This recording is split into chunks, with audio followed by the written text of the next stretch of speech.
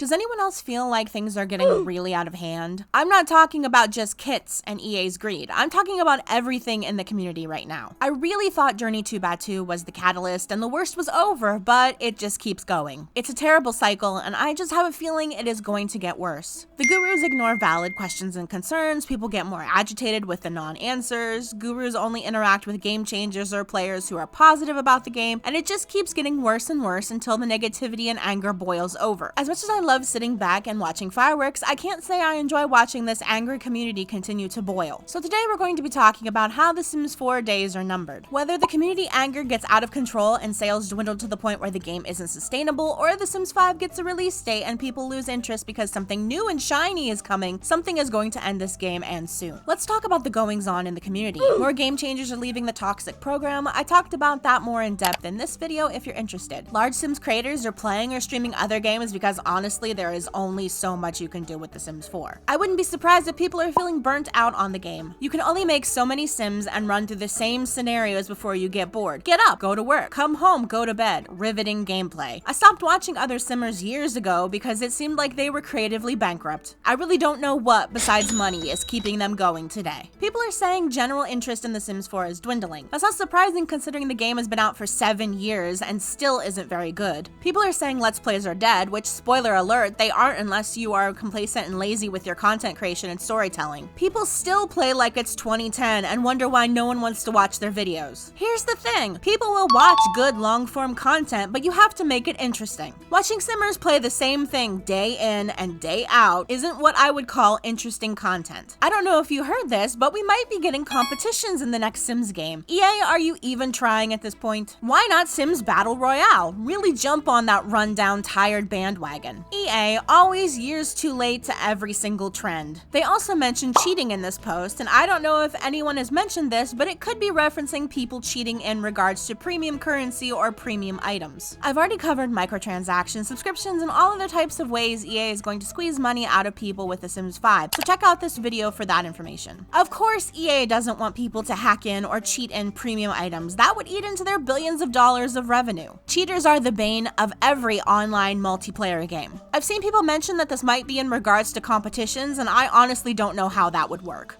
Since EA doesn't have the best track record with servers or connectivity, I'm astonished they'd be willing to step back into that bear trap, but that's EA for you. Anything so they can squeeze out a few more dollars. So, I did something kind of stupid recently, and I watched a couple old Sims 3 live streams for research purposes. I focused on the last few live streams before The Sims 4 was announced because I was curious how they handled the game before the announcement. I was surprised to find some similarities to what we are dealing with now. There has been tons of talk about when The Sims 5 is coming, and since they are still hiring for certain positions, I'd say we have some time, probably. EA doesn't have the best track record of finishing games before they boot them out for sale. I also stumbled across something else that was interesting. Apparently the Sims team did a live stream in February 2013 and showed off the first gameplay for Island Paradise. But it's still very early, so a lot of the terrain is still being built out. We're still painting the landscape. Well, that clarifies a lot. Considering how the pack came out, this surprises no one, but it shows that the team was more than willing to put out crappy stuff if they had a looming deadline. Now, where have we experienced that before? I know, practically every pack that came out for The Sims 4. This year has already seen content coming out in January, February, and March. When has that happened before? We've not seen this amount of content shoveled out since 2015. In the last year of The Sims 3, they were throwing content out left and right, almost like they had a backlog of stuff to get out before the announcement of The Sims 4 at Gamescom. 3 expansions, 2 stuff packs, a bunch of store sets. Does it feel like deja vu to anyone else? Why create a new pack type 7 years into a game's life cycle? Instead of calling these kits, why not call them what they are? Leftovers. These are development leftovers pushed out to recoup the cost of making them. The reason they went to such lengths to get everything out before they announced The Sims 4 is because once you tell people that something better is coming along, they'll stop supporting the old product and wait for the new. That's why the gurus have been silent about the next game, and the blabbermouth CEOs are the ones doing all the talking about Sims 5. Gotta get the shareholders excited for the next moneymaker. I want to show you something that I found while researching this video. This is Google Trends, and it allows you to see how popular certain things are. I'm comparing The Sims 3 and The Sims 4 in this graph. This graph shows exactly when The Sims 3 waned and The Sims 4 started picking up steam. That time frame also coincidentally coincides with Gamescom 2013 when they announced The Sims 4 to the world. Also, Also, I don't know if you noticed this, but this graph shows which game is superior, so use that how you will. Unbiased, third-party collected data doesn't lie. Let's go back to 2018 for a second. There was an interview with Sim Guru Grant about the game, and he is quoted as saying that he was in meetings talking about the next 3 years of content for The Sims 4. Well, guess what? 3 years from 2018 is this year. Now, we don't know how this global event is going to change that. They lost some ground last year being forced to figure out how to work from home during a crucial development time for the game. Not everything can be done from home either. So there is a chance that their plans have changed. However, the higher-ups at EA are the driving force behind games releasing, and they don't often give extensions. We have seen so many games pushed out before they are ready because an executive said so. We're also seeing EA's stock price take a tumble since its surge in 2020. Profits fall, shareholders get worried and start pulling out their money. If EA doesn't have the backing and money of shareholders, they can't make games, or at the very least have to be more picky about what they make. If anything is ready to be announced or released, EA will do it to make sure that they keep the money rolling in. Something interesting in hindsight is Sim Guru Grant's departure from Twitter. If you missed this earth-shattering event, he was extremely active on Twitter and then just up and left Twitter in June 2020 and hasn't been back since. Were you feeling the crunch, Grant? If you don't get the reference, the video game industry has an abhorrent practice called crunch. Basically, crunch is ridiculously long working hours, sometimes 18-hour workdays to get games finished on time. This practice is usually put in place because the game fell behind, or in EA's case, indecision and mismanagement. We haven't really heard a peep out of Lindsay or Grant for a while now. Both were extremely active on Twitter. Both are high-ranking people working on The Sims. It doesn't take a rocket scientist to connect those dots. Again, this is just a theory. It is also equally plausible that the higher-ups at EA told them to stop wasting time on social media and get back to work. I'm frankly astonished that any work got done around there with how much time they spend on social media. Let's change gears and talk about The Sims 4 abysmal showing in the last year. They say that this past year was the best year ever for the game. Highest this and largest that. We talked about this in my 2020 wrap-up for The Sims 4 as a whole, but I missed a couple important things. EA doesn't share active player counts. EA doesn't share sales numbers. We're just supposed to believe them when they say they had the most active players ever. Never mind that they had The Sims 4 on Xbox Game Pass, PS Plus, and EA Play, all ways to play the game practically for free. None of the subscription-based or free events are sales, but can easily be rolled into player counts to make them look larger and more impressive for the shareholders. Speaking of Steam, The Sims 4 launched onto Steam this year, most likely because Origin sales were dwindling, and Steam is a brand new market to tap. Then you look at the game's Steam chart and it shows this, which I know isn't sales, but barely 25k players at the game's peak. This is the big Christmas time sale where you had the game on sale for $5 and won a Steam award somehow. You boasted about 10 million new players by July 2020 and a measly 3 million more players after Christmas sales in December 2020. One of your quarters this year, you had nothing good to show to the shareholders about The Sims 4. But we're just supposed to believe you had the best year ever, right? One site estimates that there are between 500,000 to a million Steam users of The Sims 4. Does that seem rather low to you? Heck, Planet Zoo, a much better game all around, had 1 million sales in under 6 months, and that's an indie game. It really doesn't sound like Steam was this huge, untapped money-making market that they were hoping it was. To put the nail in the coffin of how useless this type of information EA gives to the shareholders really is, let me set up a little scenario for you. Say The Sims 4 has 1 million regular players. This is their core fan base, and unlike in real life, this number never dips or grows, it just stays stable for the purpose of this exercise. EA decides to expand onto Steam, a new fresh market, and many new players to be had. For their most daily, weekly, monthly players statement to be true, all they would have to do is sell 1 copy to a dedicated fan, and that sentence is technically true. Congratulations, you now have 1,000,001 active players, the highest ever. Yippee! Honestly, I believe they got a whole bunch of people from subscription-based services like Xbox Game Pass, PS Plus, and EA Play because of the whole global event going on and people trying to save money but still wanting to play video games. A passing curiosity does not make an interested active player. I'm sure a bunch of people bought the game when it was $5 too, but that is about as useful as their best year ever statement. Lots of people will grab cheap games with very little intention of actually playing the game. What would be more telling information is sales numbers for expansion, game, and stuff packs. That means the customer has interest in buying more for the game and would be exactly what I would consider a player who is actively engaging in the franchise. But we all know EA won't release those numbers. 33 million players, but only 20 to 30% actually own a pack doesn't have the same ring as most players ever. Let's talk about The Sims 4 as a whole. The game has been trending downward for a while. Let's take a look at packs for the game. We started at 8 packs a year and slowly dwindled over the years down to 5. Now, a competent developer would use all this extra time to make better packs, but not EA. They just recycle and repackage items and gameplay to save them time and money, but for what? Honestly, I mentioned this 3-4 months months ago, but I believe The Sims 4 days are numbered. Let me clarify that. Either they are getting ready to announce a brand new game, or they are going to run this one so far into the ground that there is going to be major backlash and a mass exodus. Everything from the gurus disappearing from Twitter, the extreme lack of quality control, more content this year than ever before, and the general dissatisfaction with the game as a whole has all been done before with The Sims 3. History tends to repeat itself with EA. I really hate to do this, but with as much information as I have, we'll have to continue this in part 2.